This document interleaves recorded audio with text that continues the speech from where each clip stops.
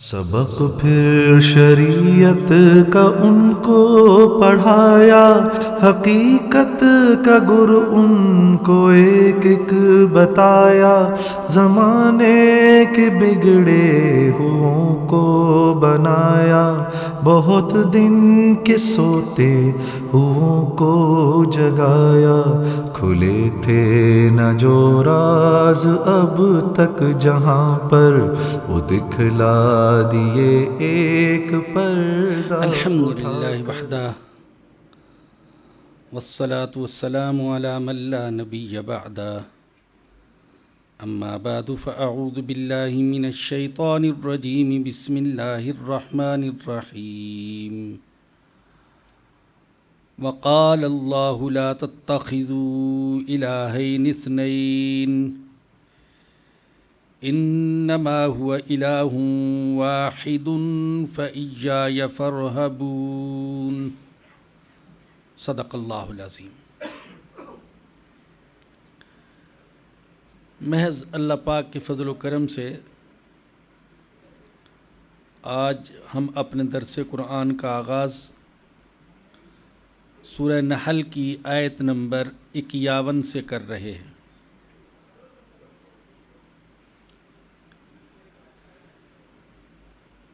اس سے پہلے توحید کا مضمون اللہ پاک نے بیان فرمایا،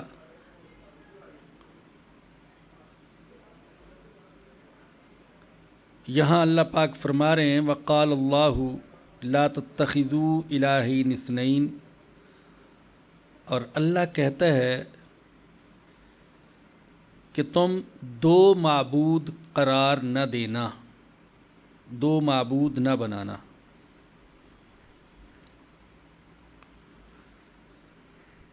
دنیا میں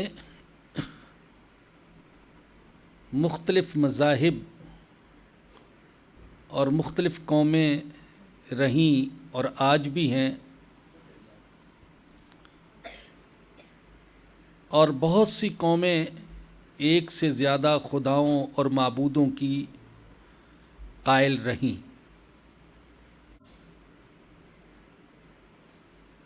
خود عربوں میں ایک سے زیادہ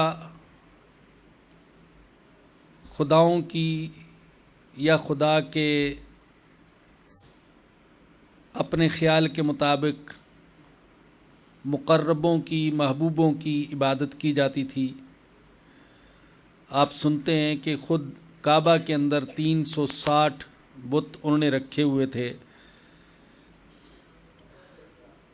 البتہ عربوں میں دو قبیلے ایسے تھے، قبیلہ بنو بکر اور بنو تمیم، جو فارس کے قریب رہتے تھے، تو وہ مجوسیوں کے عقائد اور نظریات سے متاثر تھے۔ چونکہ مجوسی دو خداؤں کو مانتے ہیں، نور کا خدا الگ، ظلمت کا خدا الگ، خیر کا خدا الگ، شر کا خدا الگ۔ تو یہ جو دو قبیلے تھے بنو بکر اور بنو تمیم، یہ بھی دو خداؤں کے قائل تھے۔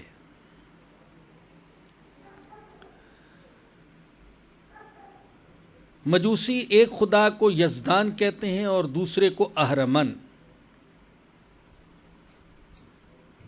ان کا عقیدہ یہ ہے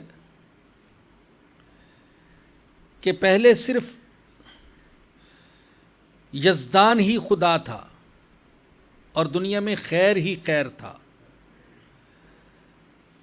ایک دفعہ یزدان کے دل میں برائی کا خیال پیدا ہوا، تو اس کی وجہ سے ایک اور خدا وجود میں آ گیا جسے انہوں نے اہرمن کا نام دیا۔ تو یہ مجوسیوں کا عقیدہ تھا۔ تو ان کے عقیدے سے متاثر ہو کر یہ جو دو قبیلے تھے ان کے پڑوس میں رہنے والے، یہ بھی دو خداؤں کے قائل ہو گئے۔ اس لیے کہ بسا اوقات پڑوس کا بھی بڑا اثر ہوتا ہے۔ آپ دیکھیں وہ مسلمان جو ہندوستانیوں کے جو ہندوستان کے ہندوؤں کے پڑوس میں رہے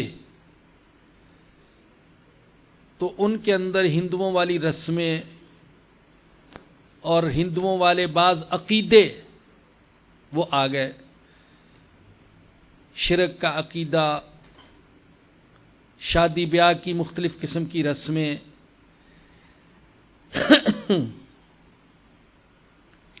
اس پڑوس کا اتنا اثر ہوتا ہے کہ میں نے دیکھا کہ ہمارے دیہاتوں میں یہ جو شیخو پورہ، گجرانوالا، سیالکوٹ ہے، تو ان کے دیہاتوں میں عیسائی بھی کافی بڑی تعداد میں رہتے ہیں۔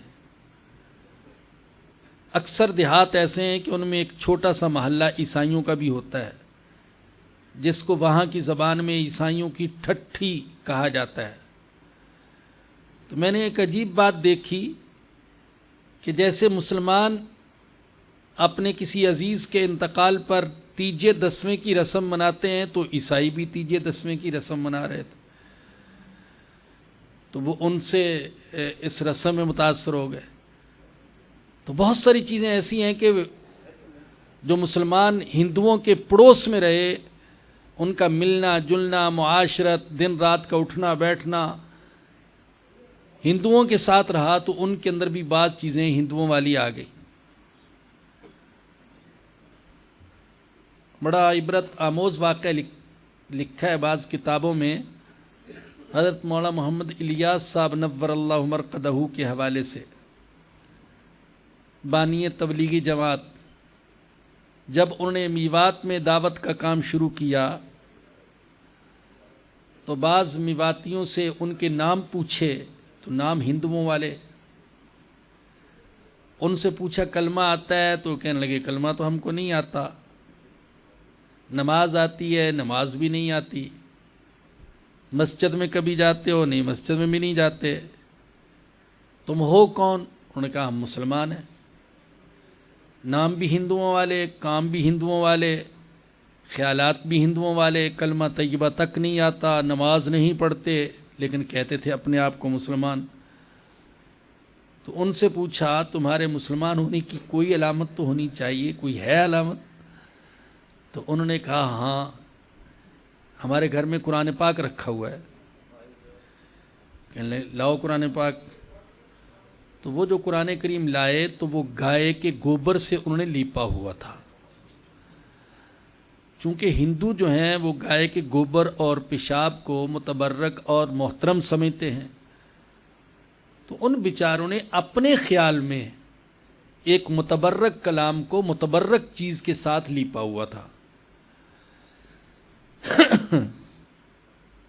اسی لیے کہا جاتا ہے حتی الامکان کوشش کی جائے کہ ہمارا پڑوس اچھا پڑوس ہو، ہم ایسی جگہ رہنے کی کوشش کریں جہاں ہمارا ایمان، جہاں ہمارا عقیدہ، جہاں ہماری معاشرت، ہماری ثقافت، ہماری روایات، ہمارے اخلاق، ہماری نئی نسل وہ محفوظ رہے۔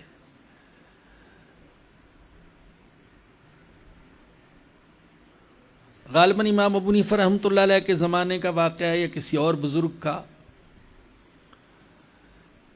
کہ وہ اپنا مکان، ان کا پڑوسی اپنا مکان فروخت کرنا چاہتا تھا،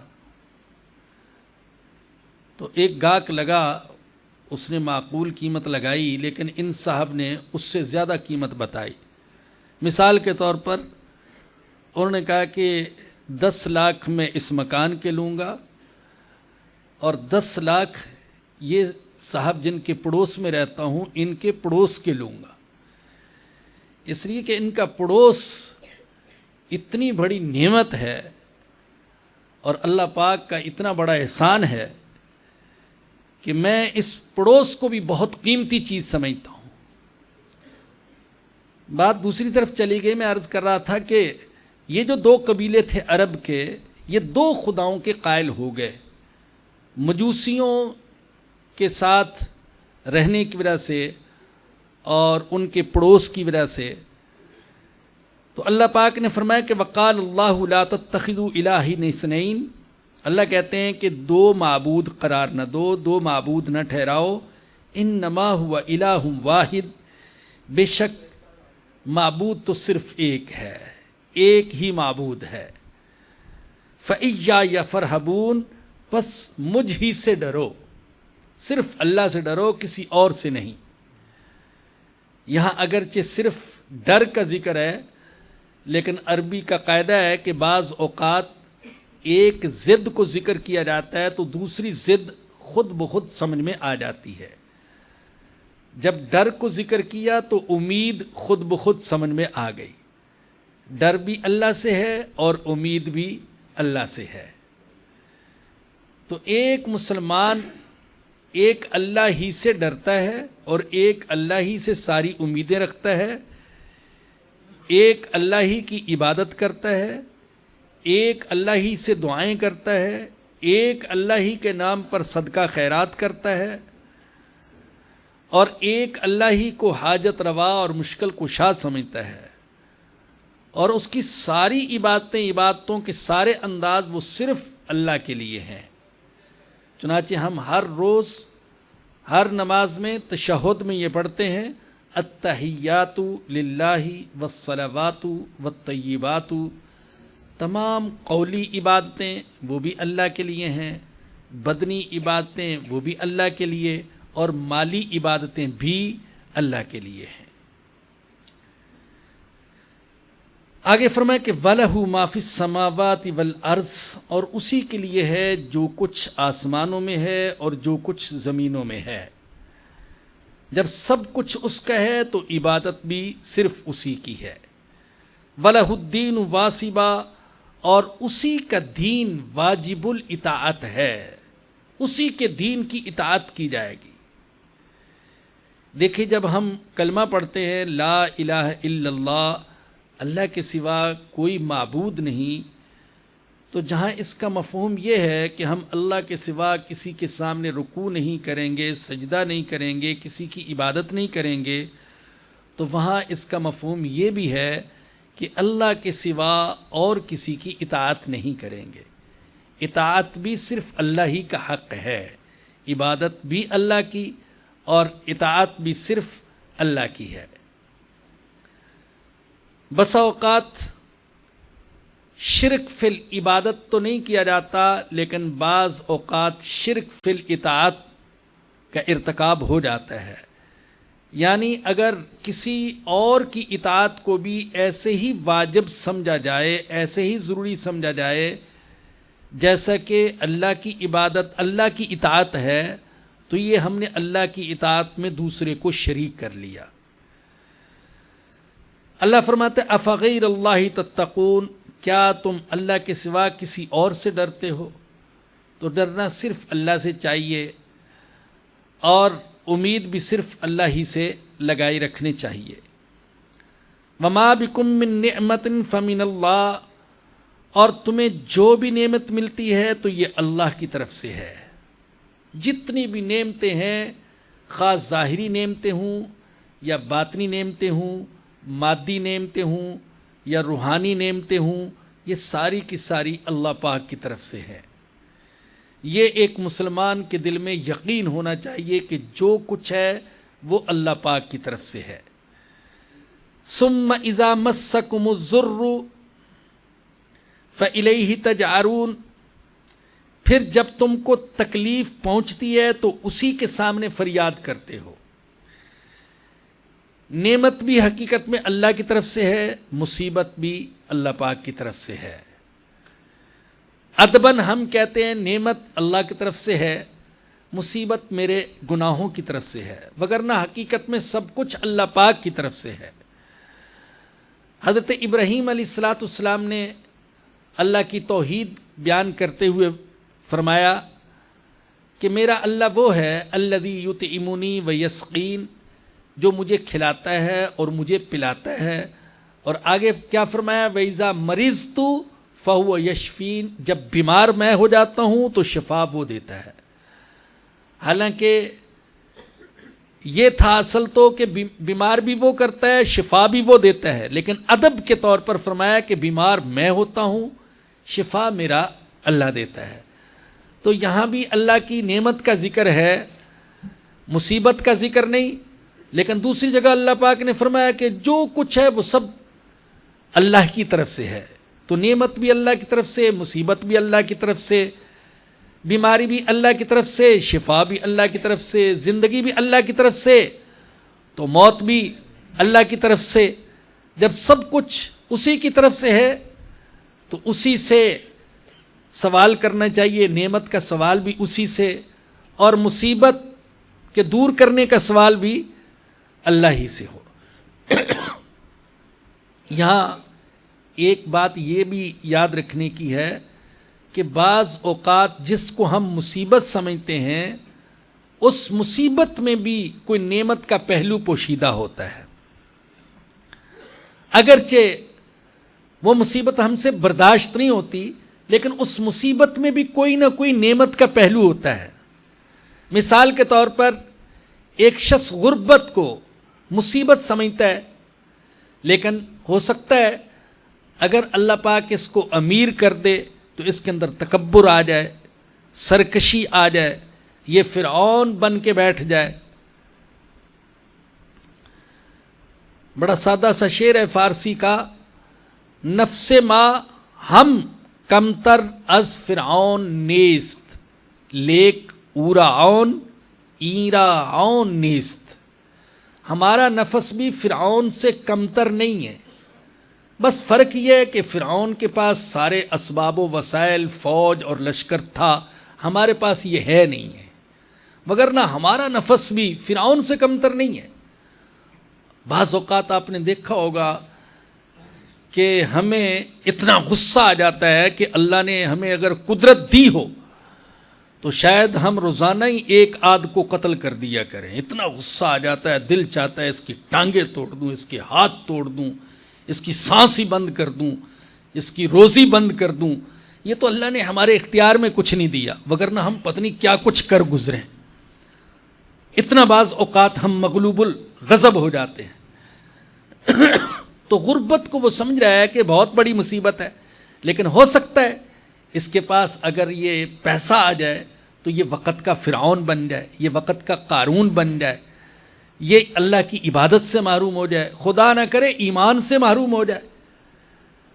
آپ کو صحابی کا واقعہ معلوم ہے، بظاہر تو صحابی تھے لیکن شاید اندر سے وہ ایمان والے نہیں تھے، جنہوں نے رسول اکرم صلی اللہ علیہ وسلم سے درخواست کی، اللہ سے دعا کریں اللہ پاک مجھے مال و دولت عطا کر دے. جب بہت مال و دولت عطا ہو گیا، مدینہ میں ان کا ریوڑ سما نہیں سکا، مدینہ سے باہر چلے گئے. اور پھر وہ وقت آیا کہ 5 وقت کی نماز سے محروم ہوئے، جمعے کی نماز سے محروم ہوئے، حتیٰ کہ جب اللہ کے نبی نے زکوٰۃ کے لیے اپنے نمائندے بھیجے تو زکوٰۃ کے دینے میں بھی ٹال مٹول کیا. چنانچہ پھر حضرت ابوبکر صدیق نے، حضرت عمر فاروق نے، ان میں سے کسی نے بھی ان کی زکوٰۃ کو، ان کے صدقے کو قبول نہیں کیا، یہاں تک کہ حضرت عثمان رضی اللہ عنہ کے زمانے میں وہ فوت ہو گئے. تو یہ غربت کو مصیبت سمجھ رہا ہے، لیکن پتہ نہیں اس کے لیے اللہ پاک نے اس میں کیا حکمت چھپا رکھی ہے، یہ اس کے لیے کتنی بڑی نعمت ہے. یہ بیماری جس کو ہم مصیبت سمجھتے ہیں، بعض اوقات چھوٹی بیماری یہ بڑی بیماری سے بچا لیتی ہے. اور پھر بیماری ایک مومن کو بیماری گناہوں کے معاف کرنے کا ذریعہ ہے، درجات کے بلند کرنے کا ذریعہ ہے. تو بیماری میں بھی حکمتیں ہیں. تو عرض یہ کر رہا تھا کہ یہاں اللہ پاک نے ویسے تو نعمت کا ذکر کیا کہ جو بھی نعمت ہے وہ اللہ کی طرف سے ہے، مصیبت بھی اللہ کی طرف سے ہے، اور بعض اوقات مصیبت میں بھی نعمت کا پہلو پوشیدہ ہوتا ہے. ہم اس کو مصیبت سمجھتے ہیں، لیکن بعض اوقات اس میں کوئی نعمت کا پہلو ہوتا ہے. میں کبھی کبھار اپنی مثال دے دیتا ہوں، چونکہ مضمون آ گیا تو اس لیے.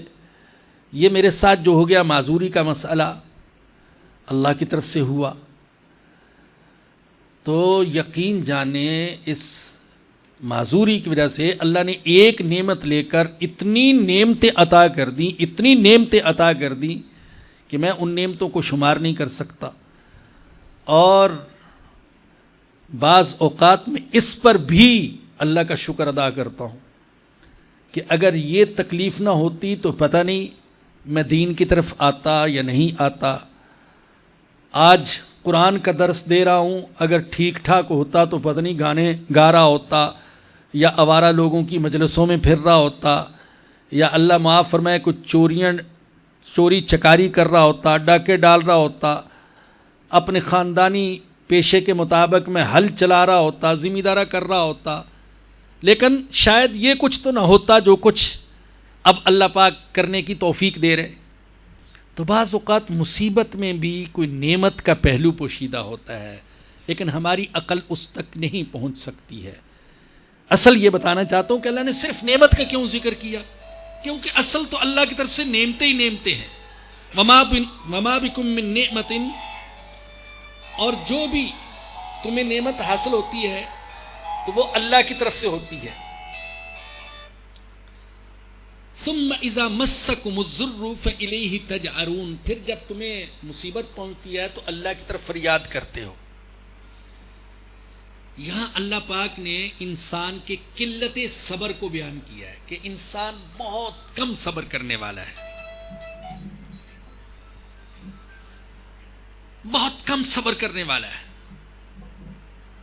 کاش آپ عربی زبان کو جانتے ہوتے تو آپ سمجھتے کہ قرآن کیسی باریکیوں کا لحاظ کرتا ہے. 2 لفظ ایسے استعمال کیے ہیں جن سے انسان کا قلت صبر ظاہر ہوتا ہے. پہلا لفظ یہ فرمایا کہ ثم اذا مسکم الضر، جب تمہیں تکلیف چھو کر گزرتی ہے. الفظ اصل معنی یہ ہے، مس کا معنی ہوتا ہے کسی چیز کا چھو جانا. جب تمہیں کوئی تکلیف چھو کر گزرتی ہے تو اسی وقت فریاد کرنے لگتے ہو. یعنی اصل مصیبت تکلیف آئے نہ آئے، ذرا تکلیف چھو کر گزر جائے تو تم پریشان ہو جاتے ہو. بعض اوقات ہمارے اوپر جو تکلیف آتی ہے ہم سمجھتے پتہ نہیں کتنی بڑی تکلیف ہے، چیختے چلاتے ہیں، شکوے شکایتیں کرتے ہیں. لیکن جب ہم دنیا میں پھریں تو لگتا ہے کہ ہم سے تو کہیں زیادہ پریشان حال لوگ ہیں. ویسے تو اللہ کے نبی نے فرمایا کہ عبرت حاصل کرنے کے لیے قبرستان جایا کرو. میں ہمیشہ عرض کیا کرتا ہوں آپ کی خدمت میں کہ عبرت حاصل کرنے کے لیے کبھی کبھی ہسپتالوں کا بھی چکر لگایا کرو. ہسپتالوں میں دیکھیں کیسے کیسے مریض ہیں، کیسی کیسی تکلیف اور پریشانی میں ہیں. کتنے ہی ایسے ہیں کہ سال ہر سال سے وہ بستر سے اٹھ ہی نہیں سکے. ہمارے محلے کا ایک ساتھی تو آپ کو پتہ ہے، سہیل بھائی، اللہ ان کی قبر کو نور سے بھر دے. 17-18 سال بستر پر رہے، کروٹ تک نہیں بدل سکتے تھے، انتقال فرما گئے. ہمارے ایک اور ساتھی بھی ہیں اسی طرح کے، احسان سرور ان کا نام ہے، گجرات کے قریب ایک قصبے میں رہتے ہیں. نوجوانی میں شادی کے صرف 1.5 سال بعد ایک ایکسیڈنٹ میں حرام مغز متاثر ہوا اور وہ اب میرے خیال میں ان کو بھی 17-18 سال تقریباً ہو گئے بستر پر لیٹے ہوئے. اور اللہ اکبر، اس اللہ کے بندے نے اہتمام کیا ہوا ہے اپنے آپ کو مصروف رکھنے کے لیے. پتہ نہیں کس کس کو میسج بھیجتا ہوگا، لیکن مجھے روزانہ ان کا ایک میسج وصول ہوتا ہے، اور اکثر اس میسج میں یہ بات لکھی ہوتی ہے کہ اللہ سے دعا کیجئے کہ اللہ پاک نے ہمارے مقدر میں جو کچھ لکھا ہے اللہ اس پر راضی رہنے کی توفیق عطا فرمائے. اب وہ شخص جو 18 سال سے بستر پر لیٹا ہوا ہے، وہ اپنی تکلیف اور پریشانی کو دیکھ کر اس پر بھی میں کہتے ہیں میں اللہ پر راضی ہوں. ہفتے 15 دن بعد ایک دفعہ فون بھی کرتا ہے. یہ بھی اس نے التزام کیا ہو. مجھے شرم آتی ہے کہ مجھے کرنا چاہیے لیکن بھول جاتا ہوں، وہ کر لیتے ہیں. میسج روزانہ اور ہفتہ 10 دن بعد ٹیلی فون، اور مصروف رکھا ہوا ہے اپنے آپ کو ذکر میں، دعا میں، درود شریف میں، توبہ، استغفار، تلاوت میں، مطالعے میں، اسی میں مصروف رکھا ہوا ہے. تو میں عرض کر رہا تھا کہ بعض اوقات ہم سمجھتے ہیں کہ بہت بڑی مصیبت ہے، کیسے میں برداشت کروں گا، لیکن ان کو دیکھیں جو ہم سے زیادہ تکلیف میں ہیں، ہم سے زیادہ پریشان ہیں، تو پھر اپنی تکلیف ہلکی معلوم ہوتی ہے۔ تو اللہ کہتے ہیں جب تکلیف چھو کر گزر جاتی ہے تو تم چیخنے چلانے لگتے ہو، چھو کر گزرتی ہے پھر بھی پریشان ہو جاتے ہو۔ ایک لفظ تو یہ استعمال کیا انسان کے قلت صبر کو بتانے کے لیے کہ اس کے اندر صبر بہت تھوڑا ہے۔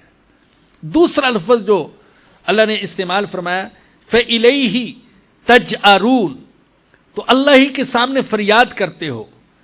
تجأرون یہ لفظ اصل میں وحشی جانوروں کے لیے استعمال ہوتا ہے، جو تکلیف کے وقت ایسا چلاتے ہیں کہ پورا جنگل ان کی آواز سے گونج اٹھتا ہے۔ تو اللہ فرماتے تھوڑی سی تکلیف پہنچتی ہے لیکن تم ایسی فریاد کرتے ہو اور اتنے شکوے کرتے ہو گویا کہ تم سے زیادہ پریشان دنیا میں کوئی ہے نہیں ہے۔ بہت عرصہ پہلے وہ اسکول کی کتاب میں سر سید صاحب کی ایک کہانی پڑھی تھی کہ کہیں اعلان ہوا کہ بھی جتنے بیمار اور پریشان ہیں وہ اپنی اپنی پریشانی لے کر آ جائیں۔ سب اپنی پریشانیاں لے کر آ گئے، کوئی دمے کا مریض ہے، کوئی قبض کا مریض ہے، اور کوئی بلڈ پریشر کا ہے، اور کوئی شوگر کا ہے، سارے اپنی اپنی بیماریاں تکلیفیں لے کر ایک جگہ آ گئے اور سب نے وہاں پر رکھ دی۔ اب جب شوگر والے نے دیکھا دمے والے کو، بیچارہ تو سانس ہی نہیں لے سکتا، ہر ایک نے دوسرے کو دیکھا کہ تو مجھ سے زیادہ پریشان ہے، تو ان سے کہا گیا کہ اگر تم چاہتے ہو کہ اپنی اپنی پریشانی دے جاؤ اور اس کے بدلے میں دوسری لے کر چلے جاؤ تو تمہیں اختیار ہے۔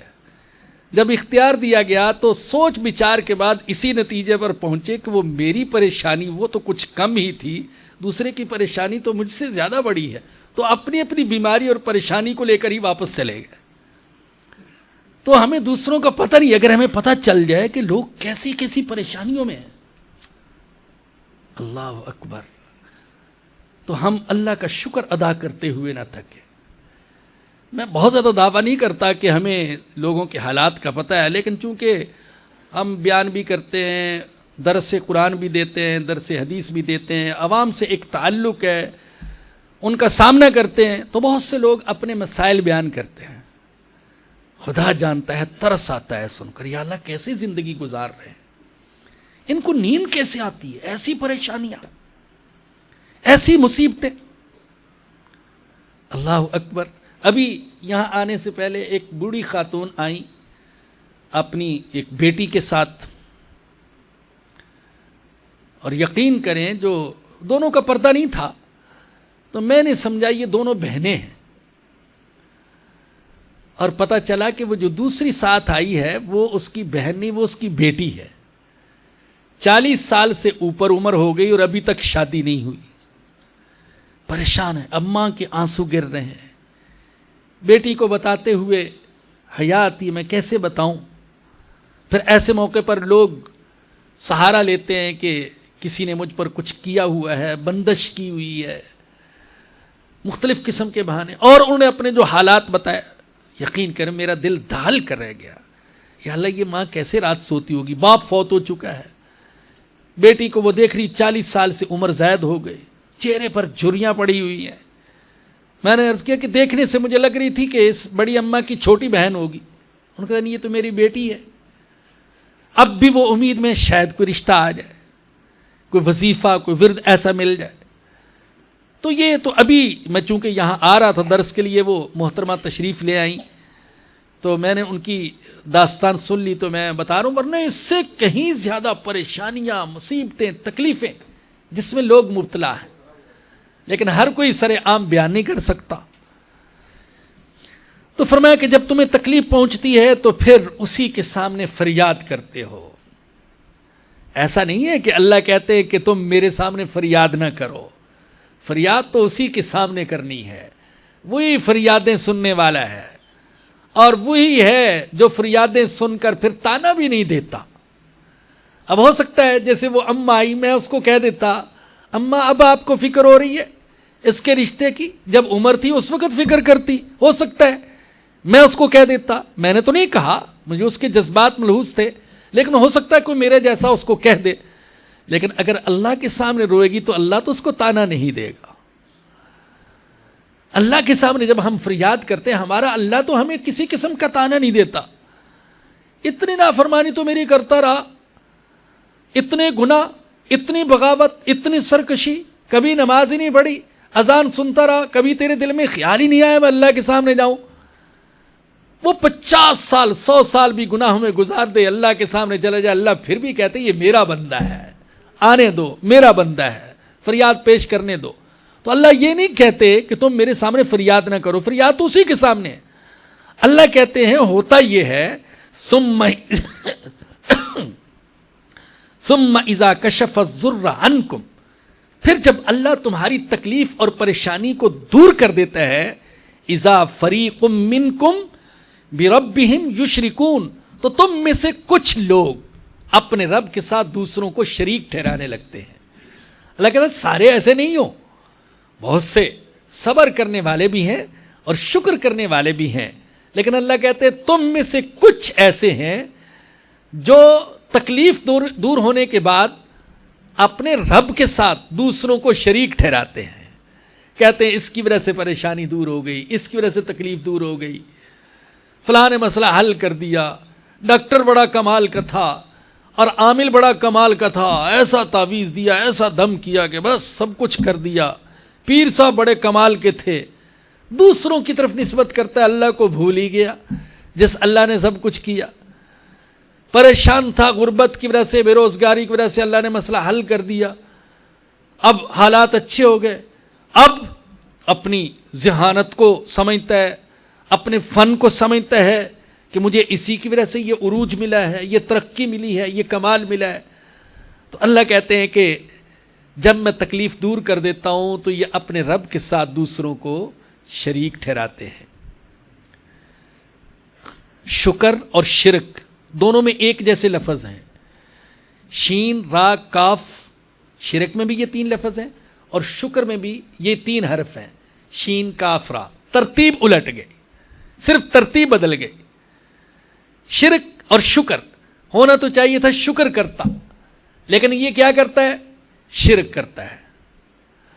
اور ایک بات عرض کروں، آج کے دور کا سب سے بڑا شرک، یہ حضرت مولانا علی میاں صاحب رحمۃ اللہ علیہ نے بھی اپنی کتاب میں بات لکھی ہے، آج کے دور کا سب سے بڑا شرک وہ شرک فی الاسباب ہے. شرک فی الاسباب یعنی اسباب کو مسبب الاسباب کا درجہ دے دینا. ہمیں اسباب اختیار کرنے کا حکم دیا گیا ہے، اسباب اختیار کرنے چاہیے. حضور اقدس صلی اللہ علیہ وسلم نے اسباب اختیار فرمائے، بیماری کے لیے دوائیں بتائیں، جنگ کے لیے اسلحہ تیار کیا، افراد فراہم کیے، وسائل اختیار کیے، اسباب اختیار کیے، لیکن اسباب کو مسبب الاسباب کا درجہ نہیں دیا. اسباب اختیار کرنے کے بعد اللہ کے سامنے ہاتھ اٹھا دیے، میرا مولا میں تو یہی کچھ کر سکتا تھا، ان اسباب میں اثر پیدا کرنے والا تو ہے. آج اسباب پر اتنا زور دیا جا رہا ہے، اس مادی زندگی کو اتنا مؤثر بنا کر پیش کیا جا رہا ہے، اتنا خوبصورت بنا کر کہ بھاولا انسان سمجھنے لگتا ہے کہ جو کچھ ہوگا اسباب سے ہوگا. لیکن بھائیو، ایک مسلمان کی سوچ یہ ہے کہ جو کچھ ہوگا وہ اللہ کی طرف سے ہوگا، جو اللہ چاہے گا ہوگا، جو اللہ نہیں چاہے گا نہیں ہوگا. میں نے پہلا درس جو یہاں دیا تھا، پہل سورہ حجرات کا، پھر سورہ کہف کا درس، اس کا خلاصہ بھی چھپا ہوا ہے، دوبارہ بھی ہم چھاپ رہے ہیں، انشاءاللہ یہاں بھی تقسیم کریں گے. تو اس میں بتایا تھا کہ حضرت مولانا علی میاں صاحب رحمۃ اللہ علیہ نے جو سورہ کہف کے بارے میں اور دجال کے فتنے کے بارے میں کتاب لکھی ہے، اس میں فرمایا کہ سورہ کہف کا خلاصہ جو اللہ نے بیان کیا وہ ایک جملے میں ہے، وَلَوْلَا إِذْ دَخَلْتَ جَنَّتَكَ قُلْتَ مَا شَاءَ اللَّهُ لَا قُوَّةَ إِلَّا بِاللَّهِ.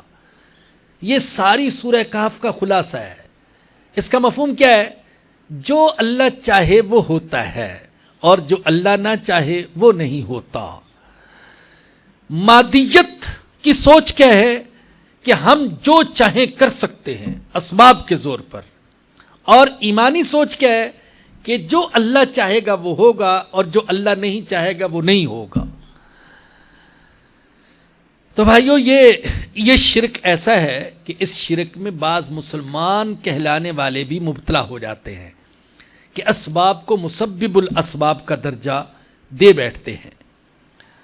تو فرمایا کہ جب تم سے اللہ تکلیف دور کر دیتا ہے تو تم میں سے ایک جماعت اپنے رب کے ساتھ دوسروں کو شریک ٹھہرانے لگتی ہے، لیکفروا بما آتیناہم، جس کا حاصل یہ کہ اس کی ناشکری کرتے ہیں جو ہم نے ان کو دیا۔ اللہ کہتا ہے دیا تو ہم نے، اور یہ ناشکرا پن کرتے ہیں، اللہ کو بھول ہی گئے، دینے والے کو بھول ہی گئے۔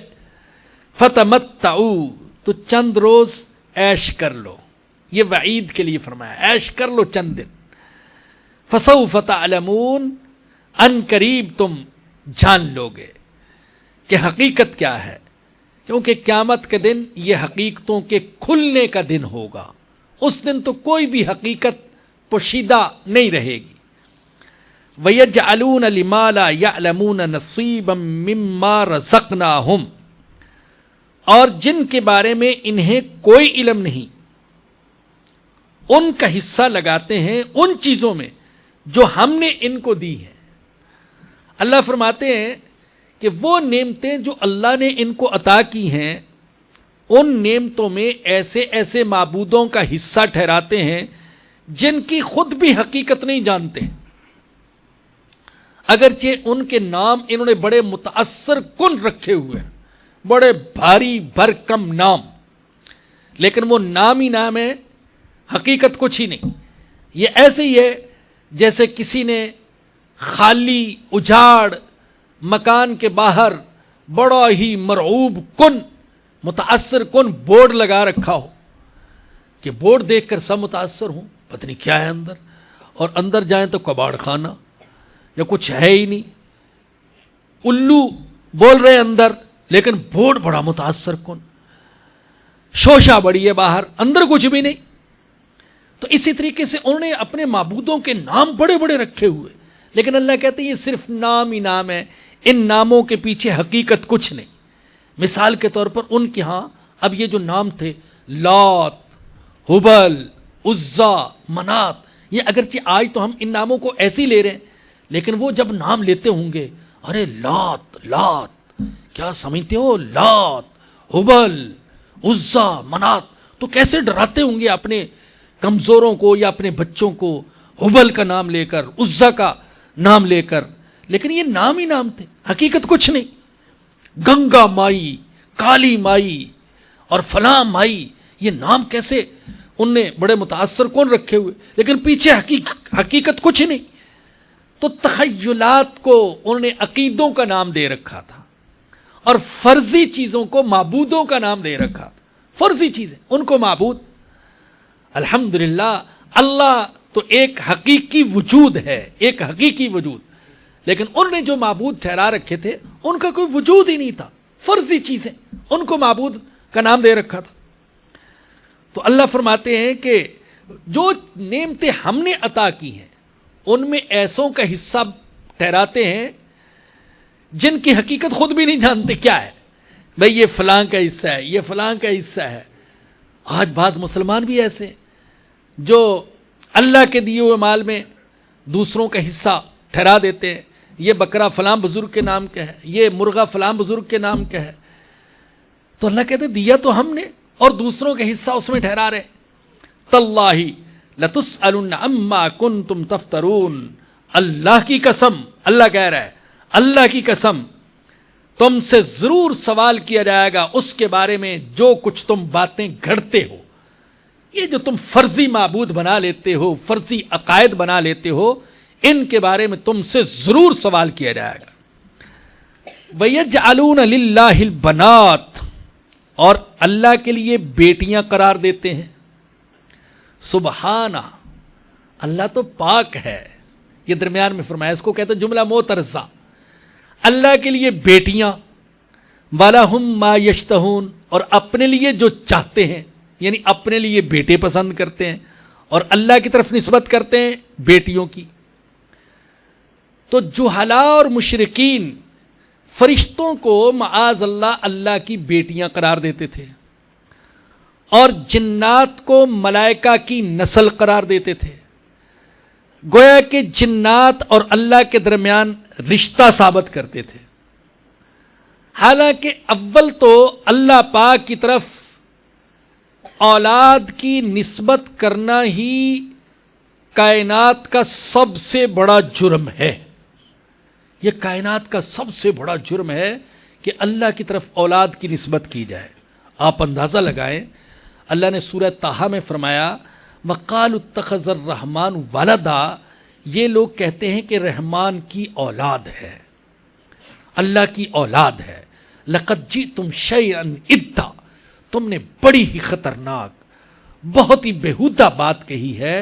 آگے کیا فرمایا, تَكَادُ السَّمَاوَاتُ يَتَفَطَّرْنَ مِنْهُ وَتَنشَقُّ الْأَرْضُ وَتَخِرُّ الْجِبَالُ هَدًّا أَن دَعُوا لِلرَّحْمَٰنِ وَلَدًا. اس پر اگر آسمان ٹوٹ کر گر جائے اور زمین پھٹ جائے اور پہاڑ ریزہ ریزہ ہو جائیں, تو اللہ کہتے ہیں مناسب ہے اس بات پر کہ یہ رحمان کی طرف, اللہ کی طرف اولاد کی نسبت کرتے ہیں. وما ينبغي للرحمن ان يتخذ ولدا, رحمان کے لیے مناسب نہیں ہے کہ اس کی کوئی اولاد ہو اور کسی کو اپنی اولاد ٹھہرائے, یہ اس کے لیے مناسب نہیں ہے. اس کائنات میں جو کچھ ہے اس کا ہے, تو اس کی اولاد نہیں. تو اول تو اولاد کی نسبت کرنا ہی بڑا جرم, اللہ کی طرف نسبت کرنا بہت بڑا جرم, اور پھر اللہ کی طرف نسبت بھی کرنا تو اس جنس کی کہ جو اپنے لیے پسند نہیں کرتے. اپنے لیے تو بیٹیاں پسند نہیں کرتے تھے, بیٹے پسند کرتے تھے, اور اللہ کی طرف نسبت کرتے تھے بیٹیوں کی. اللہ نے سورہ نجم میں فرمایا الکم الذکر ولہ الانثی تلک اذا قسمۃ ضیزیٰ, اچھا تمہارے لیے لڑکے اور اللہ کے لیے لڑکیاں.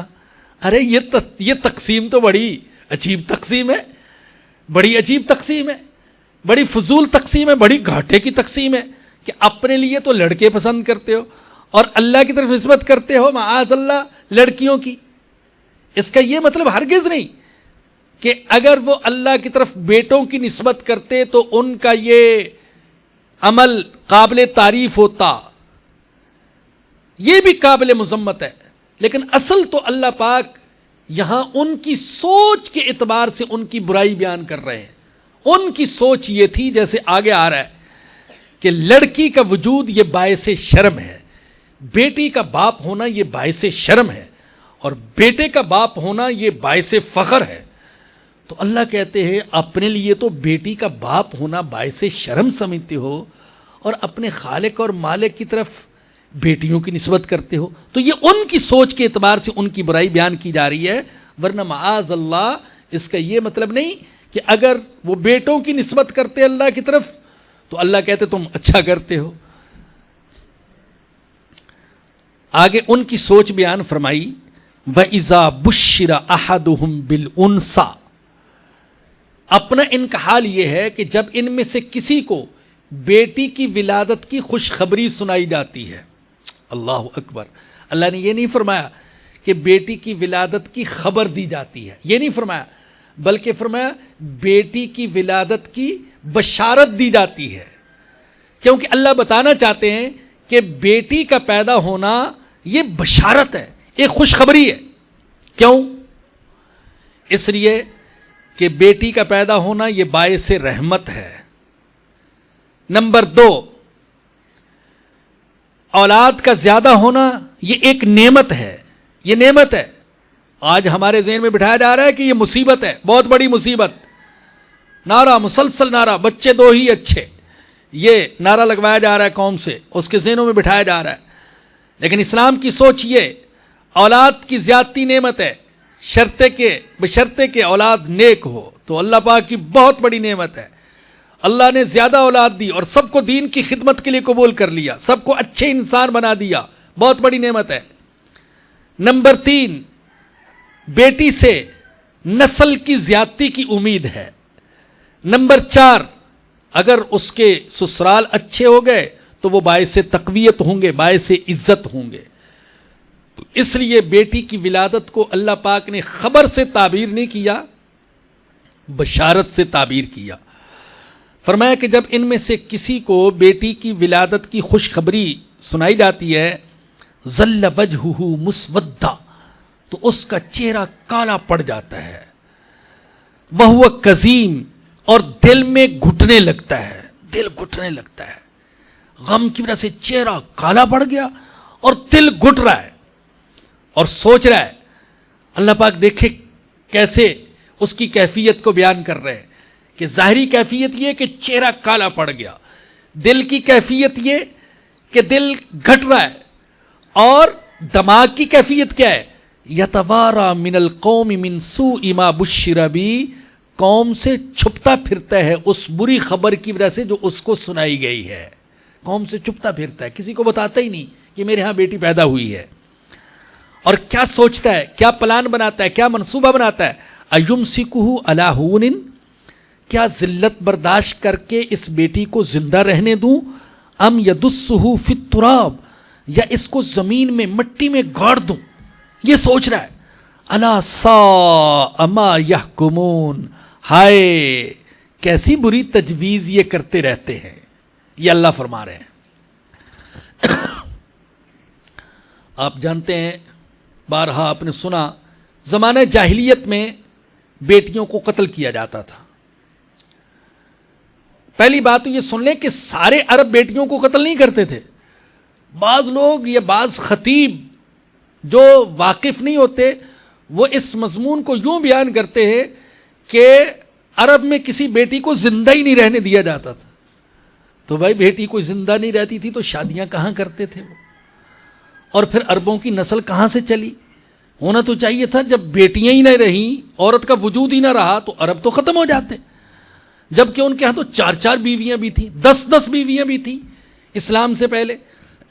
یہ تو حضور اکرم صلی اللہ علیہ وسلم نے طلاق کے دلوائیں کہ 4 تک رکھنے کی اجازت ہے، باقی کو طلاق دے دو۔ ایک خطیب صاحب کو میں نے خود سنا، اللہ ان کو معاف فرمائے، اور اس بیچارے کو پتہ نہیں ہوگا، اور مجمع بھی ایسا ہی، سننے والے بس سر ہلا رہے ہیں۔ تو خطیب صاحب بیان کر رہے ہیں، ابو جہل مکہ کی سلطنت کا بادشاہ تھا۔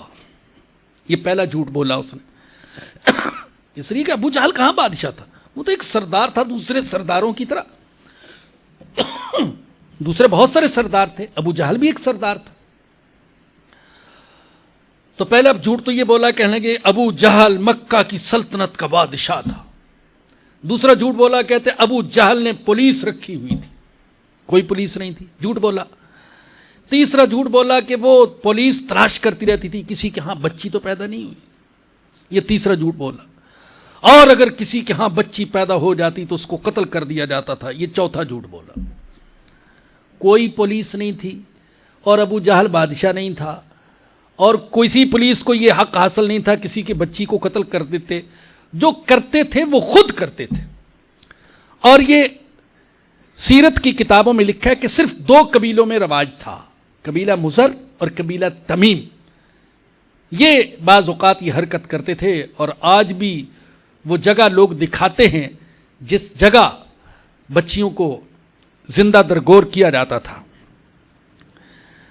اللہ اکبر، ہمارے حضور آئے، اللہ اکبر، اور کیا کیا نعمت لے کر آئے، اللہ اکبر۔